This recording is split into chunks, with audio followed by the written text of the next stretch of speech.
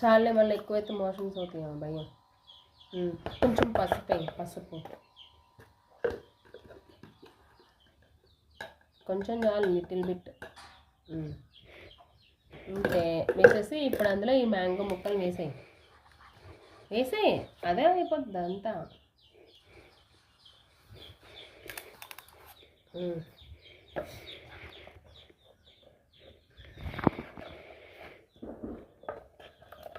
మనం ఒక 3 days 4 days వరకు కదిలించుకున్నామంటే ముక్కలు ఊరుతాయి, చాలా బాగుంటుంది.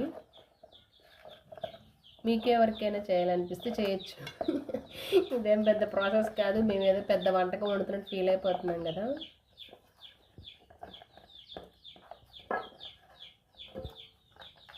అందరూ ఈరోజు శ్రీరామనవమి బాగా ఎంజాయ్ చేసి ఉంటారు కదా, అందరూ రాముల వారి కళ్యాణం చూసి.